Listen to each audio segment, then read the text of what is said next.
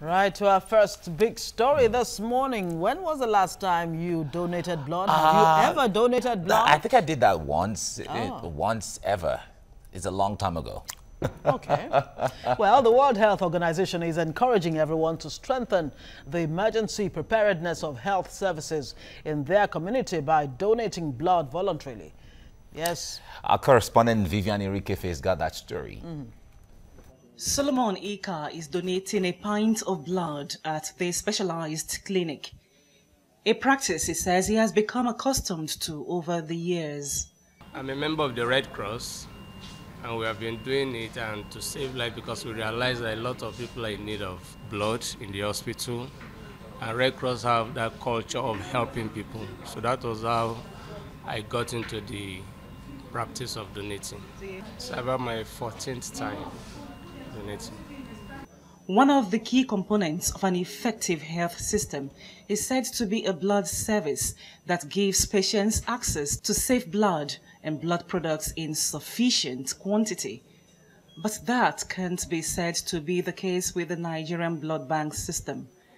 This consultant hematologist attributes the problem to the myths preventing people from donating blood generously.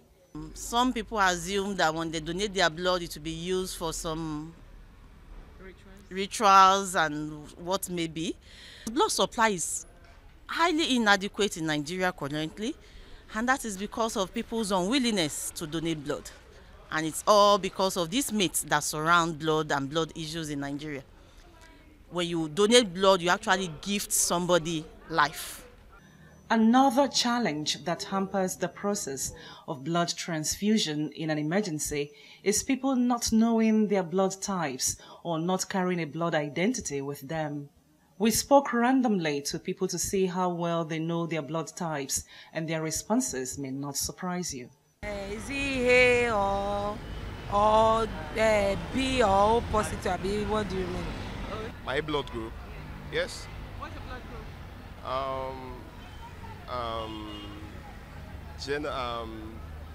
A genotype. Yeah, I know my blood group.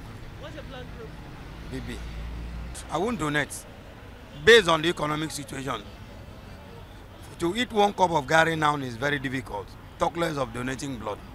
So you need to replace, to buy milk and all these vitamins that will replace your blood. I know my blood group. I've done blood tests once.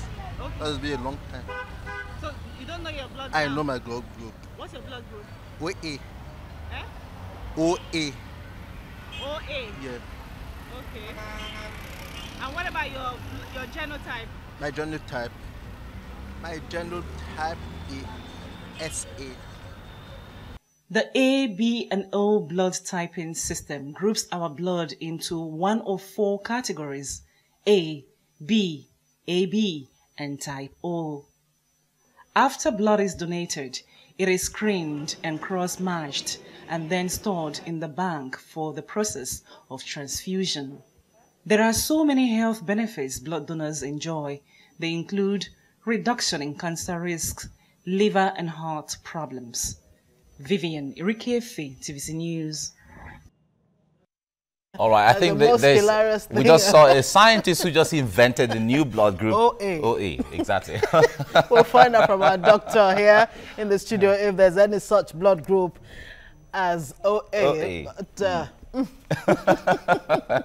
All right, let's get into this proper now. We have joining us now occupational health physician, Dr. Kelvin Uzoma. Thank you very much for coming on the program. Thank you for having me. good morning. Good Now, morning. when we reacted the way we did while that report was going on, and we laughed at the gentleman that said OA, you asked us if we ourselves even knew our own blood group. But OA, is there any such thing? No, there isn't anything like OA. The blood groups we have are the group A, group B, AB, and the O. Those are the four classes we have. All right. And there's nothing like OA. All right. Okay, let's get into this. It's World Blood Donor Day today, and one thing is, a lot of people don't seem to understand why they should donate blood anytime. Why is it necessary to donate blood today? Okay, like you said, today is observed as the World Blood Donor Day. The reason being why it's important for us to all donate blood is because there is a bit of an imbalance between the demand for blood, because we have so many events going on, so many disasters, the terrorism all over the country. Even in the basic hospital, you have people in need of blood, things like surgeries, children. A child with very high bilirubin level might require an exchange blood transfusion. A child with sickle cell might need it. In Nigeria, we also have a very high maternal mortality rate. One of the most common reasons for that mortality is because of complications with pregnancy, like postpartum hemorrhage. Blood, essentially what I'm saying is blood is vital in the management of most of these cases. But sadly, most people do not donate, so we do not have enough blood to provide for these people. That's why we have a lot of mortality in the country. So what the WHO is trying to achieve with this day is to increase the awareness for the need for safe blood and the need for everyone to voluntarily donate blood without payment. That's what we are pushing for as much as possible. So that's what we're trying to achieve with It's this. very interesting you bring those two issues in, safe blood and voluntary donation, unpaid for. Yes. In Nigeria, people get paid for donating blood. But let's even come back to this. Now, of course, 1.7 million units of blood is needed in Nigeria. That's about 1% of the population right now. But that's not even available. Now, who can donate blood? Who should? All right. In truth, there are guidelines for donating blood. You have people that are eligible to donate blood. Usually, in terms of age, we say people between the ages of 17 and 65 are eligible. People of good health, that is, without significant medical conditions, things like HIV, syphilis, hepatitis B and C. Those are the kind of people that are eligible to donate blood. But what we are really pushing is that everyone within that eligibility bracket should donate blood. So those are the kind of things we look at. Okay. All right. Now, we'll come back to this. Let's take this discussion a little further with two scenarios. Now, a woman who has just delivered enters a critical stage of hemorrhage and needs a continuous supply of blood for her survival, but the hospital does not have a blood bank, and the delay in search of blood for the woman cuts her life. Now, a patient needs a blood transfusion, and fortunately for him, a voluntary blood donor had been in to give blood. Now, the patient gets the blood. Months later, he visits a new hospital, and it is discovered that he is HIV positive. The doctors trace his status back to the last time he received blood. The patient had received unscreened blood. Now, these two scenarios highlight some of the challenges in Nigeria's health sector. The World Health Organization created the World Blood Donor Day to raise awareness on the need for safe and sufficient blood and blood products, and to thank blood donors for their voluntary life-saving gifts of blood. Now, the theme for this year's Blood Donation Day focuses on blood donation on emergency situation. The first response when an emergency happens is, what can you do? And the answer is, give blood, give now, and give often. Now, before we continue with the background story there, I know in places like in Germany, for example, if you are going in for a surgery, you're told the risks involved if you actually receive blood, you know, the risk of getting HIV, hepatitis B, and all the rest of it. But in Nigeria, nobody tells you. So the issue of safe blood, how much importance really are we attaching to it? Well, sadly, the importance seems to be lost with some healthcare professionals. Ideally, in the process for blood donation, like you said, you need to be informed. You need to give consent for you to donate blood. And that process of getting an informed consent means a lot of counseling, explaining what are the risks associated with blood donation. Sadly, some situations even exist. For the recipient now. Yes, especially for the recipient, but even you as a donor, part of your registration process involves you being informed clearly what the risks are associated with blood transfusion. So you know whether you want to go in or not. For it or not. Exactly. But just to add, with advancing technology, the process of blood donation has become very, very safe because of it is sterile. We do not share needles. We do not repeat equipment for someone. It's just a specific set for you and you alone. You donate and that's it. So the process is very safe, and that needs to be emphasized now. Okay. Now, we'll come back to talk more about the issue of blood screening, but let's get on here. Now, the transfusion of blood helps save millions of lives every year. Now, in many countries, there is no adequate supply of safe blood, and blood services face the challenge of making sufficient blood available while also ensuring its quality and safety. Blood donors are grouped into voluntary donors, replacement donors, and paid donors, with the safest of these being the voluntary blood donor. Blood banking is highly regulated to ensure both donor and recipient safety. The goal of blood banking is to provide adequate and safe blood to recipients at no risk to donors. Now, while the demand for blood is growing in the developed world with longevity and increasingly sophisticated clinical procedures, national blood supplies are not sufficient to meet existing requirements in developing countries. Now, research shows that Nigeria collects only about 38% of the required amount of blood each year. Now, the World Health Organization insists that 1% blood donation by 1% of the population can meet the nation's basic requirements for blood. But Nigeria is not able to meet this minimum requirement. This is largely because 60% of all the blood donations are from commercial donors and 30% from family replacement. Okay, now Nigeria is one of the African countries with poor voluntary blood donation, and experts have attributed this to many challenges, including ignorance and poverty, and of course general perceptions out there. It's a very bad one. You heard someone say earlier on that the economic situation in the country does not necessarily give the conducive environment for people to just go and donate blood. And now, still others believe that the blood donated could be used for ritual purposes. You know, so you many always have those thoughts there. But we have this report by our TVC correspondent, Kezim Olowe. He reports that the National Blood Transfusion Service Center in Abeokuta hardly records 50% or 50 walk-in donors in a month. The cosmopolitan nature of Abeokuta, Ogun State capital, and the road network in the city center may make it difficult for a traveler to believe that it may take a longer period to locate the National Blood Transfusion Service Center in the Rocky City. Driving through about 2 kilometers of untarred Iberekodo Road was hellish. The center, which was inaugurated in 2009, is located on the outskirts of the town and a bit difficult to locate. Officials of the center, who were ready to welcome potential donors, say things are not rosy for them because they only record a few walk-in donors in a month. They noted that they were able to sustain the center through sourcing of blood from religious groups, associations, and institutions. Well, let's say in a week, probably like two people in a week. So when they come in, we encourage them, giving them souvenir. We speak to them that they should come back again so that we'll have more in our bank. An average adult have about 5 liters of blood. And when we collect blood during blood donation session, we collect like 450 ml. That's what we collect, and which is just less than half a liter.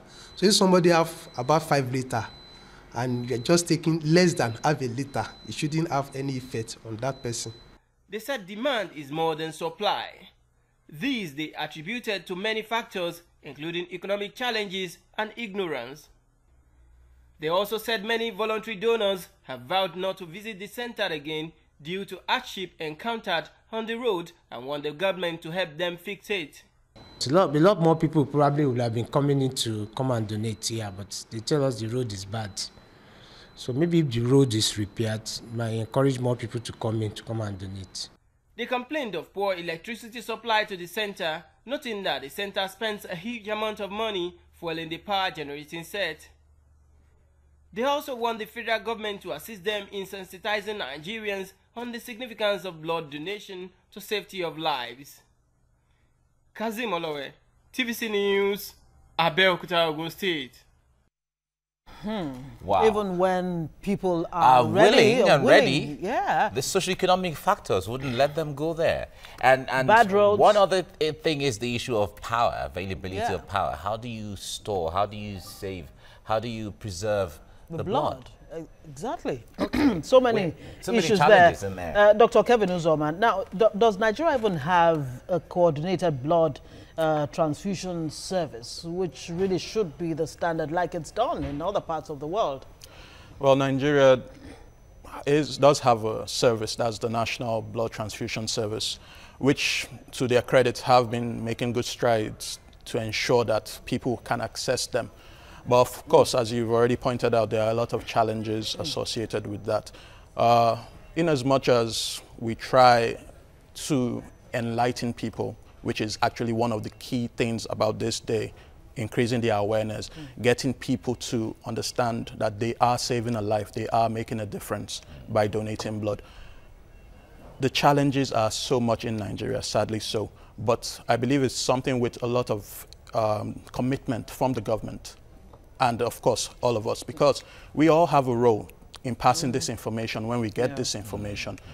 Schools, from young children, getting them into the thinking that yes, as I get older, I should, as a duty, donate blood because I will save a life. Getting that idea is important. Yeah, talk to us about the preliminaries. Someone walks into a hospital or the blood place where you're supposed to give blood. What are the first things that it should be put through before the blood is taken from him or her? All right, usually it's a 4-step process. Usually that's how we describe it. First of all is the registration process.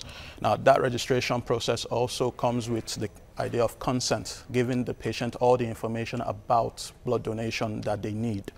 After that, you have a mini physical medical evaluation to determine if you are eligible. So questions about your past medical history will be asked of you as well. After that, then the actual process, when you are eligible, the actual process of blood donation.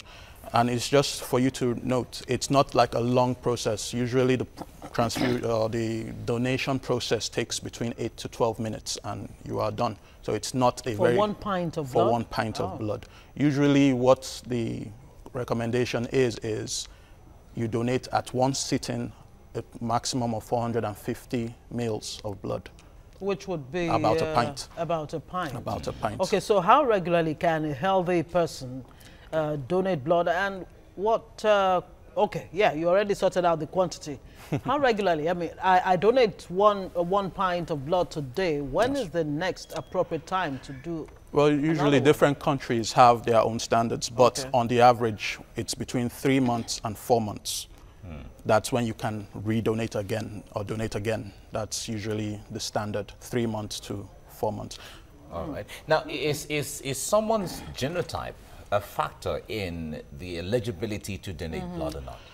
What we look at really is the blood group. Okay. The genotype. Yeah, because you know why, in addition to that question, you hear that some people can receive blood, while some can only donate. Yes. Have you heard such? Yes, of course. Yeah. Now, the blood group O is considered as the universal donor. Okay. That is, they can donate to virtually anybody. But so I can give blood to anyone.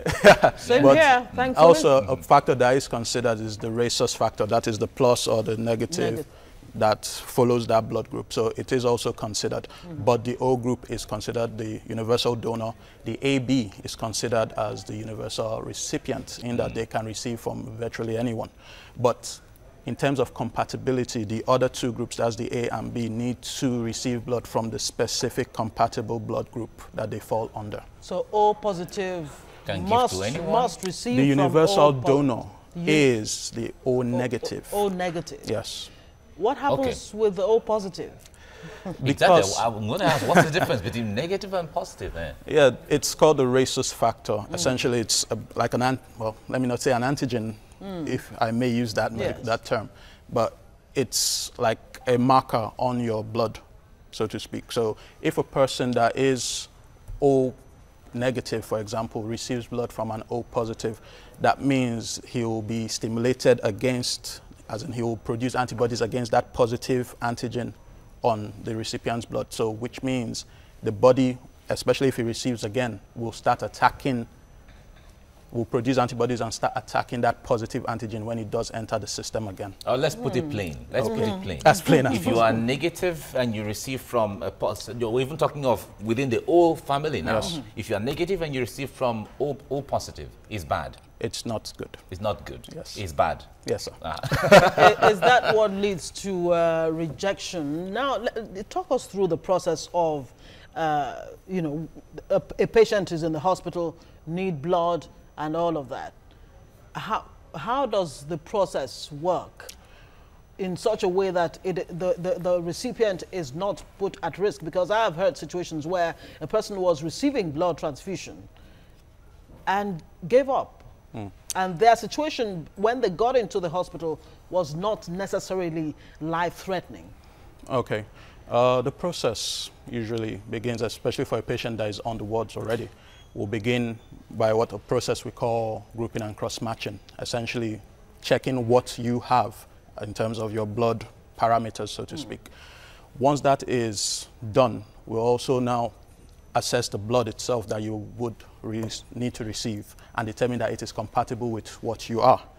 That's just the process. Once that compatibility is determined, then it is safe for you to receive blood. Of course, this is after you've done all the required testing to ensure there is no infection or the blood is not infected. So that is the process. All right, Dr. Kelvin Uzoma, let's put you on hold and bring in Foladele to give us a perspective on social media, how people are reacting to the day. Good morning. Fola, good morning. Foladele, good morning. Good morning, Ngozi. Good morning, doctor. Good morning. Okay, so by the way, my blood group is OP.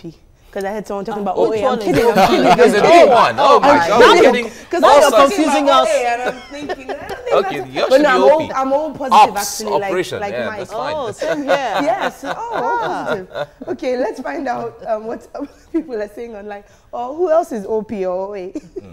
Or W. Yeah. Timmy Giwatsubosu says, giving blood makes you healthy. It's Fit Farm compliant because everyone's trying to be Fit Farm now. And it burns 650 calories. Plus, you get a medical checkup when you give blood. We're going to talk about this, the calories and the keeping fit and all that. Kennedy Omolara says, if someone could donate freely, why can't the hospital keep it safe freely? Health Communicator says blood donation is free. However, screening of the blood to make sure it's free of all virus and infection to protect receivers is expensive. Chris Ole says, by November 2018, mosquitoes in Nigeria will have more blood to donate than human beings. TK says, wait, did I just read that you have to pay before you can donate blood in Nigeria? Nah. Baba Buka Kumshe says, the problem here in Nigeria is that you donate blood freely and they sell it costly, so no one likes to donate again. Okay. The issue What is the cost factor. Cost factor. Well, the thing is, the blood policy for Nigeria discourages things like that. Of course, sadly, we find such situations where people donate and some people unscrupulously end up selling, which is what the government is trying to avoid and prevent. So it is a gradual process, and Nigeria will get to the point where that doesn't happen anymore. In addition to that, there are situations where, I mean, we're talking about blood donation during an emergency now. Yes. A person is rushed into the emergency ward, and the hospital insists the person must pay before they can get blood. So how do you address that? Well, if we strengthen the whole health services or the health service system, these sort of things will not happen.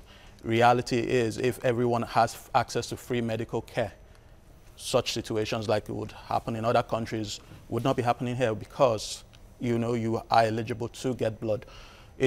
Nigeria, like I said, has a lot of challenges, but we have to But is face there it. a regulation on blood being free when anyone needs it in the Yes, hospital? because a lot of people talking about payment, and so is there Some have to pay as high as 10,000 naira per a pint of blood. As far as I know, probably I stand to be corrected, I don't think there is a specific policy that demands that it should be given free. The oath we take as medical professionals is to do no harm and essentially save lives. Now, it's the prerogative of the health facility to decide to either save the life first of all, then go after the money matters later. But what we always say for all healthcare professionals is the life money matters. on the Yes, ground. we don't see that here. like I say, Nigeria has a lot of challenges, but it is a process that will improve. And the thing about helping you stay fit and helping you lose weight and lose calories, can we talk a bit about that? Yeah, and because people are going to run out to go donate. The effect for Ladele on the cardiovascular system. Well, like I say, the focus is about what your blood donation is about. It's about saving the lives.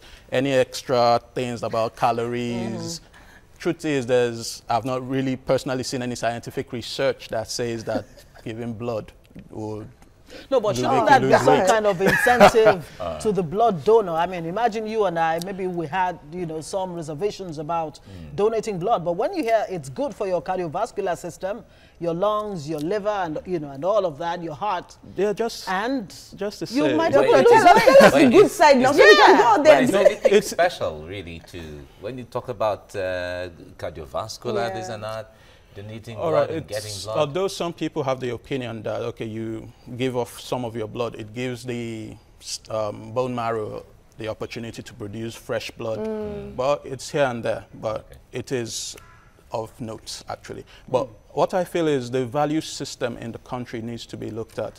What is more important? Is it your duty to help save a life, or it's about the other little benefits? If we should look at it critically, saving a life is far more important. I know you're being very careful and emphatic on that, so we note that. Thank you so much. Well, thank you very much. Thank you. Now, let me ask you this before we go. Anyone who has just donated blood, is there any food or diet he should be on for the period of time? No. What some professionals suggest is eat your regular meal before the blood transfusion. Just before it, you can drink about 500 ml of water. Just make sure you're well hydrated. After that period, some services will provide you with some refreshments. Reason being, they just need you to stay a little bit and normalize, let the system normalize. But in terms of a specific diet, or no, just live with your normal, healthy, balanced diet, and you're good to go. Okay, and to add, 65% of those needing blood are actually children. It makes it really very important that people donate blood. Dr. Kevin Uzoma, occupational health physician, thank you so much for Thank you very much enlightening for having me. us. Thank you very much. Thank you.